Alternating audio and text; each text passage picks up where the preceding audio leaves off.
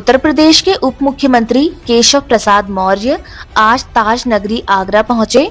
Kheria airport पर भाजपा सांसदों, विधायकों और कार्यकर्ताओं ने उनका भव्य स्वागत किया।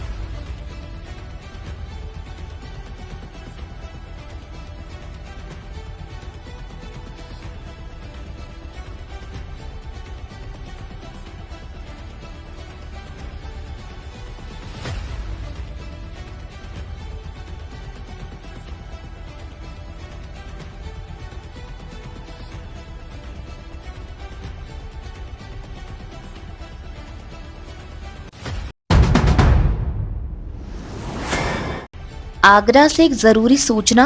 नगर पंचायत कटरा मेदनीगंज के रहने वाले संजीव कुमार सिंह उर्फ शिव कल 8 जनवरी से लापता हैं। परिजनों के मुताबिक शिव किसी काम से मीरा भवन गए थे, जिसके बाद से वे घर नहीं लौटे।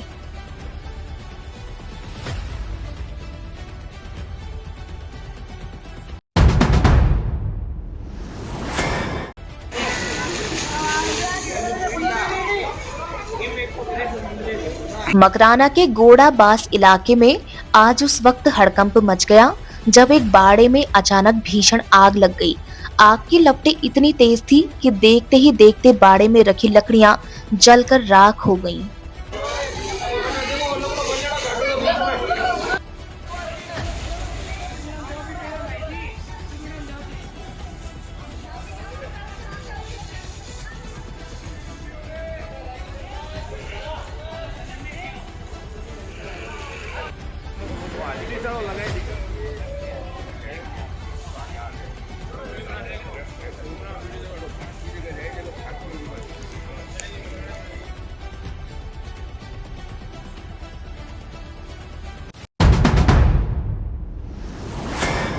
आगरा की बाह तहसील से विकास की पोल खोलती एक बड़ी खबर।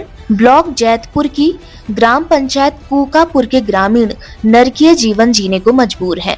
सरकारी सिस्टम की इस बेरुखी से नाराज दर्जनों ग्रामीणों ने आज गांव में एकजुट होकर जोरदार प्रदर्शन किया और प्रशासन से जल्द मूलभूत सुविधाएं मुहैया कराने की मांग की है। नमस्कार, मैं महेंद्र सिंह। आज हम तहसील बाह के ब्लॉक जैतपुर में कूकापुर ग्राम पंचायत में खड़े हुए हैं। यहाँ की कुछ लोगों की समस्या है रोड को लेकर के, जानते हैं इनसे। भैया क्या नाम है आपका? भैया मेरा नाम शिवम बिदौलिया है और मैं कूकापुर का रहने वाला हूँ। ये राम कुआ का ये बम्बा है, 800 मीटर का है। जो आज आप यहाँ पे सब लोग इकट्ठे हुए हैं, क्या कुछ कहना चाह रहे हो? हम यही कहना चाह रहे हैं कि शासन और प्रशासन से हमारी ये मांग है कि इस बम्बा को, कच्चा जो बम्बा है 800 मीटर का, से पक्का किया जाए और यहाँ इस बम्बे से हमें जो होने वाली परेशानियों से निवारण मिले। कितने लोग यहाँ से निकलते हैं इस रास्ते से रोजाना? 4 गांव का 5 गांव का रास्ता है ये। लगभग यहाँ से 1000 लोग निकलते हैं डेली। कम से कम 1000 लोगों की आना जाना रहता है। और यहाँ से आगे कितने कितने और गांव लगते हैं इसमें? कूकापुर, रामकुआ, गढ़िया प्रतापपुरा, रेलवे का स्टेशन छोटा का पुरा और एक कोरक, 5-6 गांव लगते हैं। जो कि राष्ट्रीय राजमार्ग जो है हमारा बाहर से इटावा वाला रोड उसको जोड़ता है ये रास्ता। रेलवे स्टेशन आप देख सकते हो कुकापुर की ग्राम पंचायत है, यहाँ पर लोगों की समस्या है कि 800 मीटर का कच्चा रास्ता है। इसको लेकर के इन्होंने सभी उच्च अधिकारियों को अवगत कराया है, लेकिन अभी तक ये रास्ता नहीं बन पाया। भैया बोल रहे हैं, आपने सांसद को या विधायक को किसी को दिया था? सांसद जी के पास हमने लिखित में शिकायत करी, सांसद जी ने एक लेटर भी पीडब्ल्यूडी के जारी किया है, लेकिन पीडब्ल्यूडी ने आज 1 साल हो गया, अब तक कोई सुनवाई नहीं करी। डीएम साहब के यहाँ शिकायत करी, विधायक जी के यहाँ शिकायत करी, एसडीएम साहब के यहाँ करी, और यहाँ बीडीओ साहब मौके पे हमने बुलाए तो बीडीओ साहब ने कहा कि हमें एनओसी ला के दो। अगर हम ग्रामीण लोग ही एनओसी लेके आएंगे तो आप क्यों बैठे हो वहाँ? बिल्कुल सही बात है। एनओसी के अलावा वो बोल रहे हैं कुछ 45 हाँ, लाख एनओसी अगर हम वहाँ सिंचाई विभाग आगरा गए तो वहाँ हमसे कहा गया कि 45 लाख रुपए लेके आइए, जब जाके हम एनओसी देंगे। अगर ग्रामीण लोग एनओसी देंगे तो फिर शासन प्रशासन की जरूरत क्या है? छोड़ो नौकरियाँ, काहे के लिए लड़ते हो चुनाव, काहे के लिए नौकरी करते हो? क्यों बने हो बीडीओ, क्यों बने हो विधायक, काहे के लिए बने हो एसडीएम, क्यों बने हो डीएम? जब हम कच्चे रास्ते से निकल रहे हैं, हमारे यहाँ के बच्चे छोटे छोटे जिनका भविष्य स्कूल नहीं जा पा रहे हैं बच्चे। अगर किसी महिला को डिलीवरी हो और वो प्रेग्नेंट है, एम्बुलेंस में रखकर ले जाए तो 800 मीटर के रास्ते क्रॉस करते ही उसकी डिलीवरी हो जाती है। डिलीवरी हो जाएगी। कोई बुजुर्ग हमारा बीमार हो जाए, कुकापुर का, रामकुआ का, कोरत का, गड़िया का, सैंपई, अगर हम हॉस्पिटल ले जाना चाहें तो एम्बुलेंस में ही दम तोड़ देता है वो।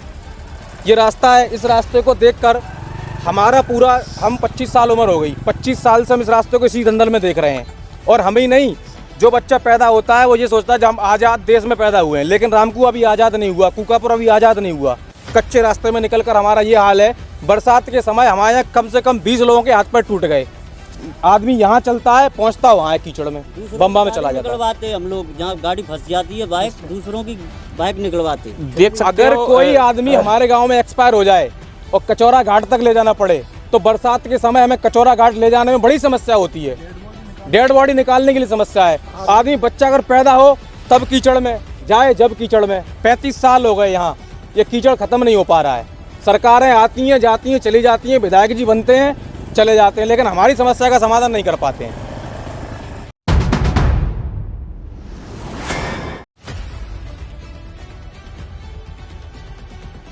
श्रावस्ती पुलिस अधीक्षक राहुल भाटी के निर्देशन में जिले को जाम मुक्त बनाने के लिए अतिक्रमण हटाओ अभियान तेज कर दिया गया है।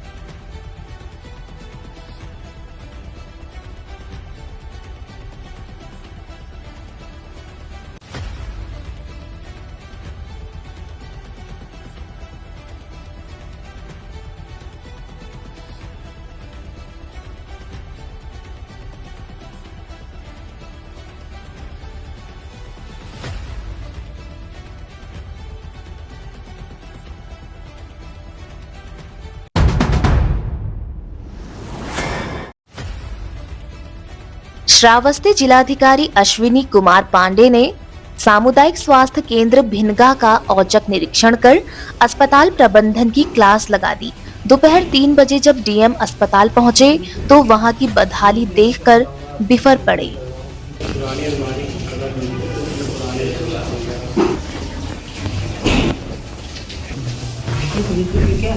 कहीं भी मैं चला जाऊँगा, किसी भी होटल में चला जाऊँगा, किसी भी प्राइवेट फंक्शन में जाऊँगा, सब केमिकल तो दिए जाते हैं, एकदम साफ रहते हैं।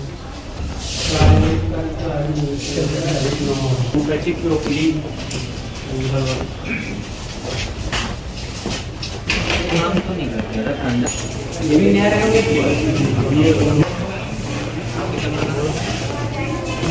कौन व्यक्ति बना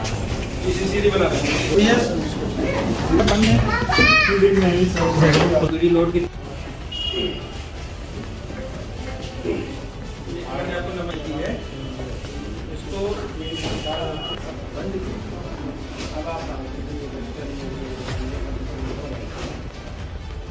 थोड़ा अंदर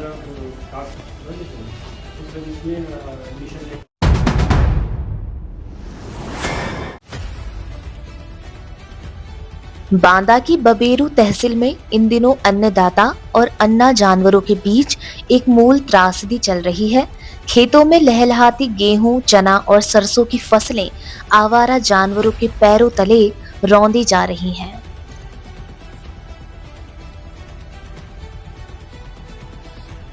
क्या नाम है आपका? तीरथ प्रसाद। ये अन्ना जानवरों की कैसी समस्या है तुम्हारे क्षेत्र में? कई साल से जो है जानवरों की समस्या है हम्म, और हमारे कई गांवों की समस्या है, 8-10 गांव की। अच्छा। हाँ, पूरे गांव का नुकसान हो रहा है और रात दिन हमारे पूरे बड़ा गांव से कम हजारों किसान यहाँ खेतों में पड़े। हजारों किसान दिन रात खेतों में रहते दिन हैं। रात खेतों में अन्न कार्य नहीं कर पा रहे, तो क्या खेतों में रहने से फसलें बच जाती हैं? नहीं बच पाती।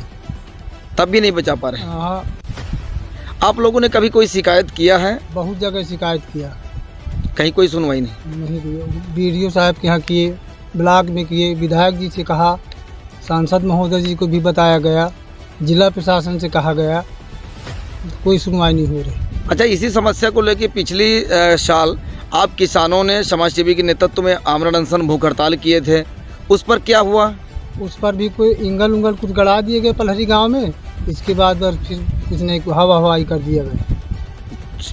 तो क्या करेंगे यदि समस्या का समाधान नहीं होता? समस्या का समाधान नहीं होगा, अगर हो रहा तो हम सब लोग जो है भूख हड़ताल पर मिलाथू बैंक के पास मेन रोड पर अपने गांव से लेकर के जितने भी 8-10 गांव के व्यक्ति हैं सब लोग बैठेंगे। क्या नाम है आपका? गौदीन, कौन से गांव के रहने वाले? बड़ा गांव। क्या करते हैं आप? किसानी करते हैं। अच्छा, ये अन्ना जानवरों की कैसी समस्या है? ये 3 साल से अन्ना रोज आऊ थी, रात भपाई रही थे खेत है बा और का करने कोनो जौन बेड़े रहे हैं तो निकाल दी। तो ये कितने जानवर होंगे? ये है 70-80 जानवर। तो ये दिन रात खेतों में रहते हैं? दिन रात खेतन में बने रहे। कितने किसान इनको ताकते हैं? ये है हजारन किसान ताकत थी, कम से कम 10 गाँव तो भैया है। 10 गांव की समस्या है। हाँ। अच्छा, इसमें किसी अधिकारी कर्मचारी से आपने कभी कहा? ये को रही सूरत आए तो रहे, BDO आ रहा है, SDO आवा है, डॉक्टर आवा है, सब आ है। अब बस चले जाती हो के देखो सुन के बस फॉर्मेलिटी करके चले जाते हैं सभी बस। लोग। न नेता सुनती आए, न कोनो विधायक सुनती आए, सब वोटे लिए के टाइम में आउट थी बस। अच्छा, माननीय जनप्रतिनिधि भी इस पर ध्यान नहीं दे रहे हैं? कोई नहीं ध्यान वान देता है। अच्छा, पिछले साल आप किसानों ने काफी दिन पलरी में अनशन भी किया था, तो क्या उस समस्या का समाधान नहीं हो पाया? कुछ नहीं भाई, इंगल उंगल गड़े पड़े है, अब बस जो उन्हें कुछ नहीं भाई। अधिकारियों ने टोल मटोल कर दिया कुल मिला के? अधिकारी बस यदि जमा कर दी थी। उत्तराखंड कांग्रेस में मचे घमासान पर भाजपा ने तीखा हमला बोला है। भाजपा के प्रदेश प्रवक्ता मथुरा दत्त जोशी ने तंज कसते हुए कहा कि कांग्रेस के बड़े नेताओं की आपसी खींचतान की वजह से संगठन का विस्तार तक नहीं हो पा रहा है। आह्वान को आपके पार्टी का क्या स्टैंड रहने वाला है? देखिए, निश्चित रूप से कुछ लोग अभी भी अंकिता भंडारी हत्याकांड से संबंधित मामलों में तमाम तरीके के आंदोलन की घोषणा कर रहे हैं, तमाम तरीके से आंदोलन को चलाना चाह रहे हैं।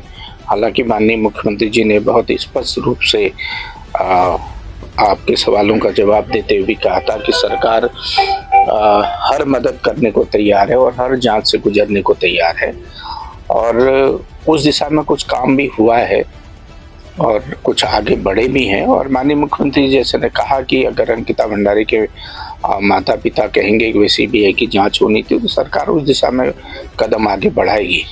मैं समझता हूं कल माननीय मुख्यमंत्री जी की अंकिता भंडारी के माता पिता से कल बातचीत हुई है, उसके कुछ न कुछ सकारात्मक परिणाम निकलेंगे और सरकार की तरफ से भी कुछ न कुछ घोषणा होगी। आज भी माननीय मुख्यमंत्री जी ने उसमें कहा है कि हम शीघ्र ही कुछ न कुछ उसमें करेंगे। और जहां तक बंद का सवाल है, तो लोगों को संयम रखने की आवश्यकता है।